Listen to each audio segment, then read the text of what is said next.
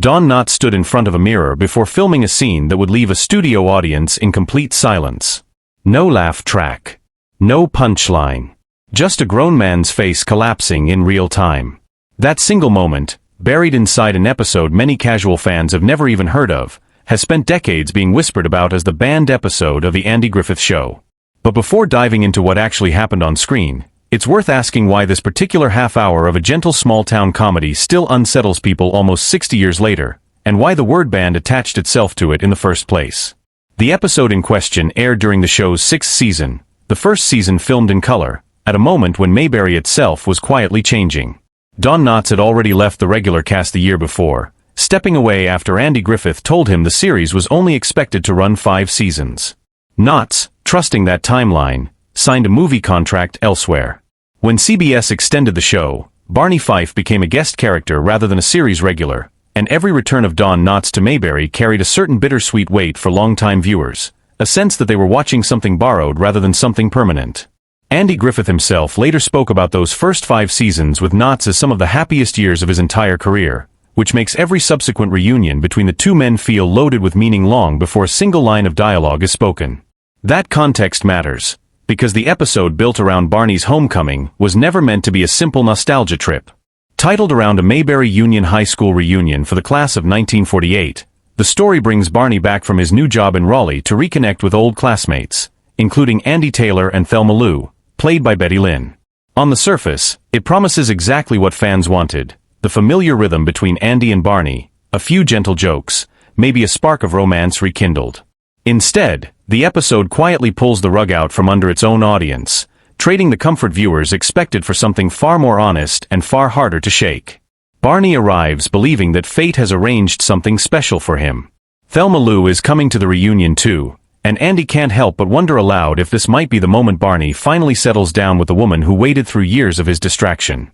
It is worth remembering just how much waiting Thelma Lou actually did. Across the black and white seasons, Barney kept her on the sidelines again and again, distracted by an ego that needed constant reassurance, sidetracked by other women like Juanita on the diner telephone, treating Thelma Lou less like a partner and more like a fixture that would always be there when he was ready. When he took the job in Raleigh, he didn't take her with him, and he didn't ask her to wait. He simply assumed she would, the way people sometimes assume the steady things in their lives will remain steady no matter how long they're neglected. Reality arrives without warning. Thelma Lou tells Barney she grew tired of waiting, that she moved on, found someone who valued her, and got married. There is no scene of shouting, no dramatic confrontation, just a quiet conversation and a devastated expression that Don Knotts delivers almost entirely without dialogue. Television critics and biographers have pointed to this scene for decades as proof of Knotts' range as a performer, someone capable of communicating heartbreak through stillness rather than the manic energy audiences associated with Barney Fife.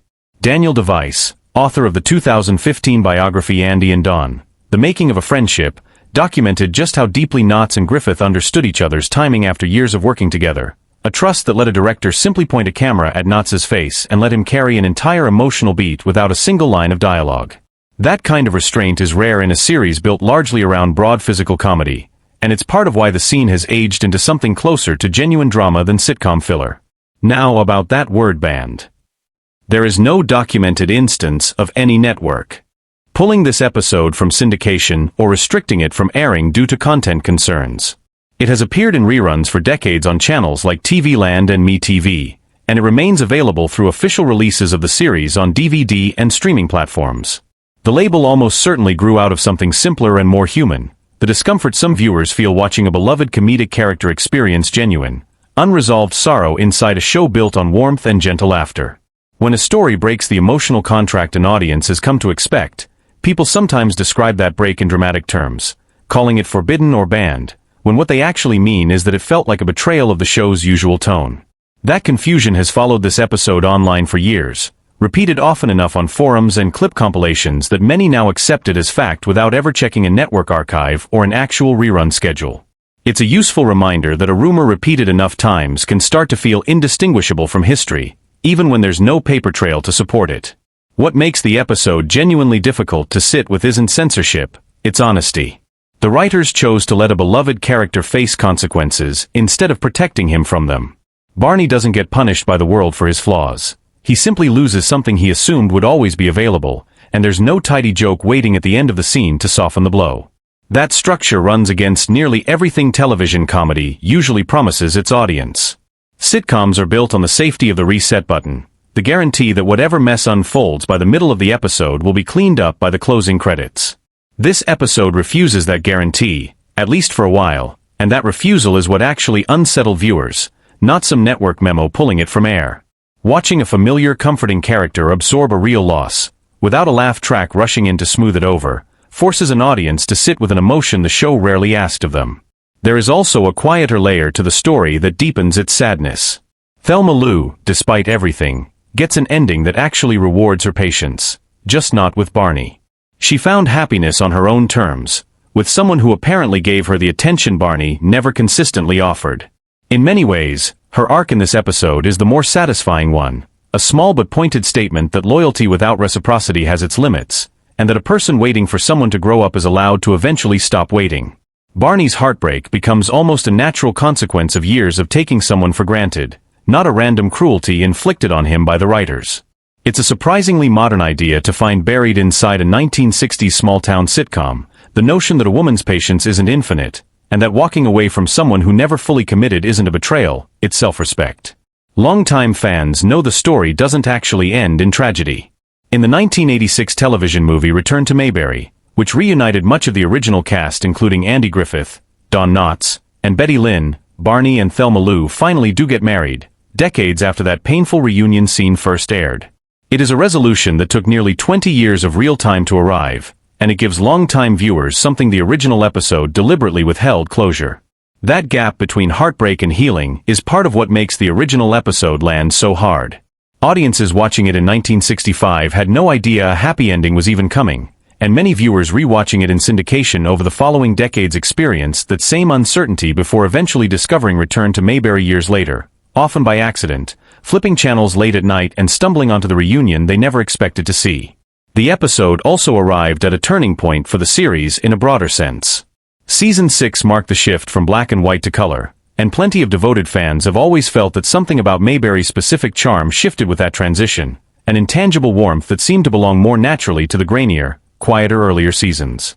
Whether or not that perception is fair, it's true that this particular episode carries a different emotional register than the slapstick energy of the earliest years, leaning instead into something closer to genuine drama, foreshadowing the more serious character work Andy Griffith would eventually pursue later in his career, long after Mayberry, in projects like the 1981 television movie Murder in Texas and eventually his long-running legal drama Matlock. It's also worth remembering just how physically and emotionally demanding this kind of scene was for Don Knotts to deliver convincingly. By the mid-1960s, Knotts had built an entire public persona around nervous energy, exaggerated double takes, and rapid-fire comic timing. Asking him to carry a moment of quiet, dignified heartbreak required him to strip all of that away and trust that stillness alone would communicate everything the audience needed to feel. According to accounts from those who worked alongside him during this period, Knotts approached the material with the same seriousness he brought to his comedic work, treating the emotional beats with just as much care as the jokes that had made him famous. That dedication is part of why the scene still resonates so strongly with viewers who rewatch it decades later, often catching new layers of sadness they missed the first time around. What lingers about this episode isn't a controversy invented by internet rumor, it's the uncomfortable truth sitting underneath the comedy. Barney Fife was lovable precisely because he was flawed, anxious, a little vain, endlessly hopeful about his own importance, and it's exactly those flaws that cost him the one relationship that might have grounded him. The show rarely asked its characters to face real consequences for their shortcomings, which is part of why this particular half-hour still stands out so sharply against everything else in the series. It asks viewers to hold two things at once: genuine affection for a character they've laughed at for years, and an honest acknowledgement that affection alone doesn't excuse neglect. Perhaps that's the real reason this episode earned its reputation, deserved or not, as the saddest chapter Mayberry ever produced. It isn't sad because something forbidden happened on screen. It's sad because something painfully ordinary happened, the kind of quiet loss that occurs when someone assumes the people who love them will simply wait indefinitely, only to discover that patience, however deep, eventually runs out. Don Knotts and Andy Griffith understood that truth well enough to let the moment breathe without rushing to comfort the audience, and Betty Lynn brought enough quiet dignity to Thelma Lou's farewell that her choice never feels vindictive, only earned. In the end, Nothing here required a network to intervene or a censor to step in. The discomfort came from the writing doing exactly what it intended, reminding viewers, gently but firmly, that the people who stand beside us won't always stand there forever, and that taking someone for granted can quietly cost more than any of us expect until the moment it's already too late to fix. 60 years later, that lesson hasn't aged a single day, and maybe that's the truest reason this small, quiet episode of a small, quiet show still finds new viewers who walk away from it feeling something they didn't expect to feel from a half hour of black and white nostalgia turned to color. A reminder tucked quietly inside an old rerun that some lessons about love, patience, and time never really stop being true, no matter how many decades pass.